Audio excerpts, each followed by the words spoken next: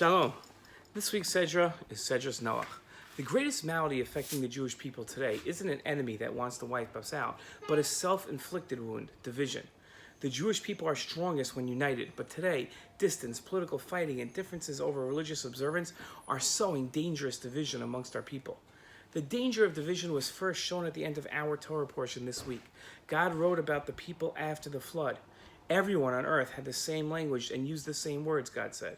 As people migrated from the east, they came upon a valley in the land of Shinar and settled there. They said to one another, "Come, let us make bricks and mortar." They said, "Let's build a city and a tower with its top in the sky to make a name for ourselves, or else we'll be scattered throughout the world." God came down to look at the city and the tower that man had built. And God said, if they were one united people with one language for all, and this is how they have begun to act, then nothing that they may do will be out of bounds. Let us then go down and confound their speech, so that they shall not understand one another's words. God scattered them over the face of the whole earth, and they stopped building the city. The Ibn Ezra explained the phrase that God came down to look at the city. He explained it that it wasn't literal, but rather it comes to teach that all events that occur on earth are dependent on a command from above. God coming down is a figurative term to make it easier for man to understand what was happening. Why is it that at the time of communal division, God chose to come down? Communal unity draws God's attention. The Rambam wrote, whenever a community repents and cries out wholeheartedly, they are answered immediately. As God stated, which nation is so great that they have God close to them? The Jewish nation, for whenever we call him, he answers. Among the 24 acts, the Rambam says, which prevent repentance, are 5 deeds which cause the path of tshuva, of repentance, to be locked before those who commit them.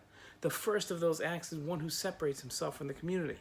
When the community repents, he will not be together with them, and he will not merit to share in their merit. Communal prayer is always heard. Even when there are transgressors amongst the congregation, God does not reject the prayers of many. Therefore, says the Rambam, a person should include himself in the community and should not pray alone whenever he is able to pray with the community. In Pirkei Avos, our sage Hillel is quoted as having taught, do not separate yourself from the congregation. On a practical level, we can understand that community members support each other. People do not live in a vacuum, and whether it be their physical needs or their spiritual needs, they will be better off with the advice, different perspectives, and shared experiences that community offers. God relates to mankind when they unite, because mankind was created to relate to God as a united species. It is why humans were the only species gifted with an intellect that relates to the abstract. Contrary to colloquial understanding, God doesn't always relate to man. But one of the times that God does relate to man is when they act as a united community. This can work for man's benefit, as when they draw together to act in a productive manner. But when man sins as a community, it also draws God's attention. The people of the Tower of Babel learned this lesson the hard way, and we, the Jewish people living in our times, must correct their mistake. We must stop sowing this division and reunite as a people together. It is only then that will draw God's attention for our benefit, and it is only then that we will advance as a people. Shabbat Shalom.